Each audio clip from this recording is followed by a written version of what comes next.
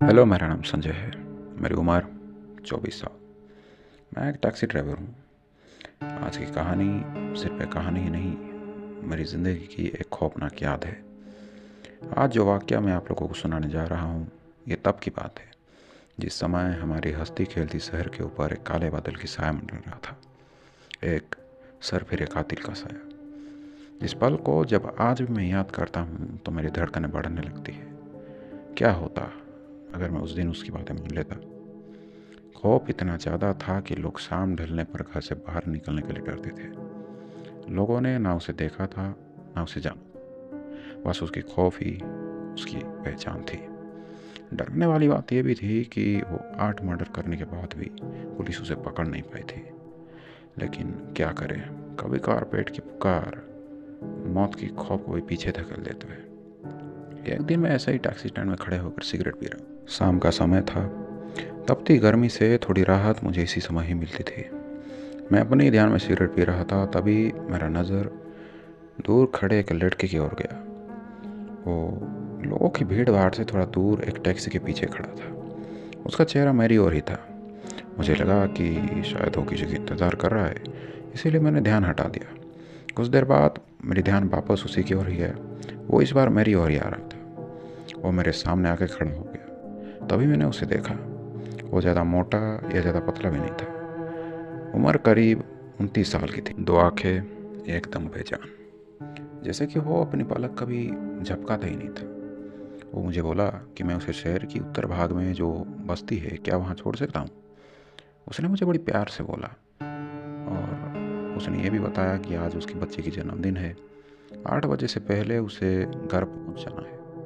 मैंने ध्यान से देखा कि उसके हाथ में एक छोटा सा गुलाबी रंग का टेडी बियर था। वैसे तो मैं जाना नहीं चाहता था, क्योंकि वो जगह एक सुनसान झाड़ी वाला एरिया था। वहाँ अक्सर लूटपाट होती ही रहती थी। लेकिन पता नहीं क्यों, लेकिन मैंने उसे मना नहीं कर पाया और अपनी गाड़ी में बिठाया और चल पड़ा। जाते वक्त मैंने बैक मिरर पे उस आदमी को देखा। वो मुझे बड़ी अजीब ढंग से घूर रहा था। अब तक तो मुझे लग ही गया था कि ये आदमी पक्का एक नशेड़ी है। क्या मुसीबत में मैंने फंसा यार। अपनी आँख को ही कोस कोस के मैं गाड़ी चला रहा था। थोड़ी देर बाद हम शहर की भीड़ भाड़ से हटकर शहर के उत्तर प्रांत के रास्ते में पहुंचे।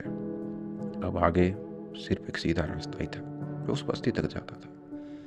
बीच में सुनसान जंगल और झाड़ियाँ। मेरे मन में ख्याल आया कि क्या इस आदमी के पास भड़क देने के लिए पैसा है भी या नहीं। तभी मैं दूर दो लोगों को हाथ हिला के गाड़ी रोकने की इशारा देते हुए देखा। चलो, दो पैसेंजर तो मिल गए। कम से कम इस नमूने को अभी अकेले बर्दाश्त करना नहीं पड़ेगा। मैं ये सोच ही रहा था, तभी वो आदमी बोला कि अगर रास्ते में कोई पैसेंजर गाड़ी रोकने के लिए बोले तो गाड़ी रोकना। मुझे थोड़ी अजीब लगा। मैंने पूछा क्यों। मैंने कहा ना, गाड़ी मत रखना, मेरी देर हो रही है। उसने थोड़ी तेज आवाज़ में बोला। मुझे इस बार थोड़ा गुस्सा आया। मैंने बोला कि देखिए भाई साहब, गाड़ी रिजर्व नहीं है और मैं पैसेंजर क्यों ना लूँ, ये तो हमारी धंधा है। ये कहकर मैंने उन दो आदमियों के पास अपनी गाड़ी रोक दी। वो लोग बोले कि उन्हें भी आगे उसी बस्ती में ही जाना है। मैंने उन्हें कहा कि आइए बैठ जाइए, मैं भी छोड़ देता हूँ। तभी वो पहले वाला आदमी जो पहले से ही मेरी गाड़ी में बैठा था, वो गाड़ी की दरवाज़ा खोल के बाहर निकला और मुझे पैसे दे के बोला।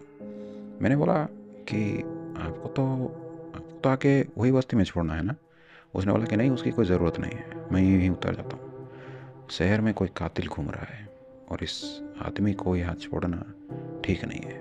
मैंने फिर से बोला, अरे आओ आओ ना, मैं छोड़ दूँगा, कोई टेंशन नहीं है। लेकिन वो आदमी बोला कि नहीं, इसका कोई ज़रूरत नहीं। ये कह कर वो उस झाड़ियों में कहीं गुम हो गया। अजीब आदमी है यार। मैंने गाड़ी आगे बढ़ाया और उन दो लोगों को छोड़ने के बाद मैं घर लौट आया।